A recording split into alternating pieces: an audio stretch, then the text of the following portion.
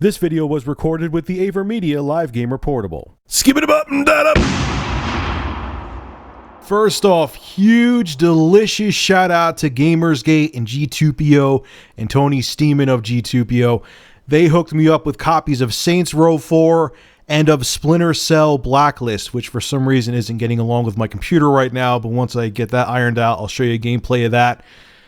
All I had to do was just mention them in the video. They've supported me forever. They're two great websites, and Tony's a great guy.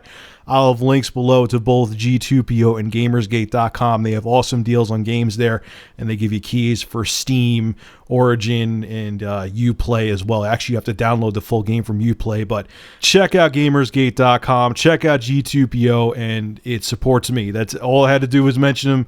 And they helped me out, which is fantastic because it really helps out the show when I have new gameplay to show with my news stories. So thank you guys very much for hooking me up with Saints Row 4 and Splinter Cell Blacklist. Oh, Sony Computer Entertainment Group CEO Andrew House, you are naughty. You're a bad man. Anyway, he was on stage announcing when the PlayStation 4 is going to be launched, which I'll talk about in another video. And he took some digs at Microsoft when he was on stage. Take a look at this. And while others have shifted their message and changed their story,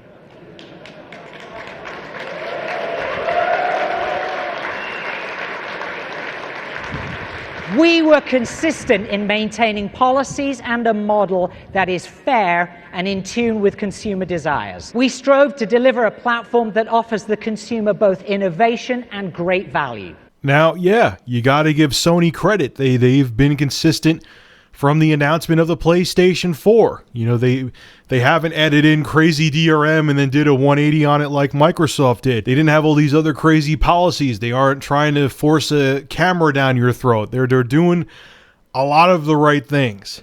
However, it must be said, now I've seen articles debunking this, that, you know, Sony never had intentions, and Sony did have intentions, but there has been rumors that Sony was going to do the same damn thing, but they saw how negative and how people were pissed off at Microsoft. They saw the negative reaction and how severe it was, and they were like, ooh, yeah, we're not going to do any of that, and we're going to be the complete opposite.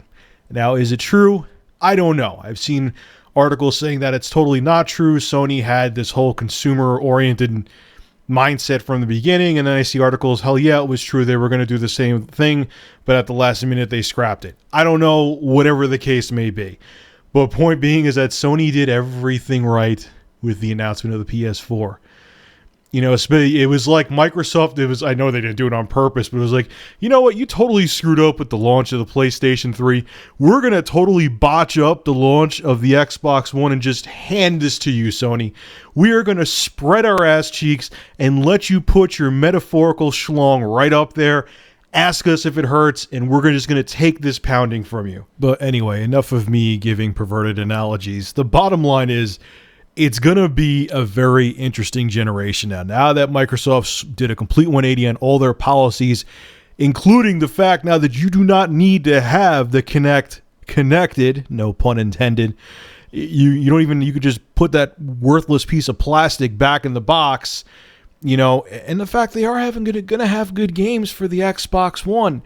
It's going to be interesting to see what happens like a year from now with, you know, the console war.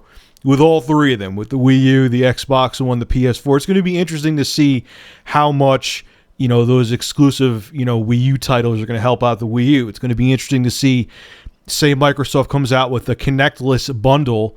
You know, I have no rumors backing that up or any evidence backing it up, but if they do, and the price is completely balanced between the PS4 and Xbox One, you know, and both consoles have great games, it'll be interesting to see what happens sales-wise. You know, things can totally change. Remember, people, it's going to be a decade-long generation.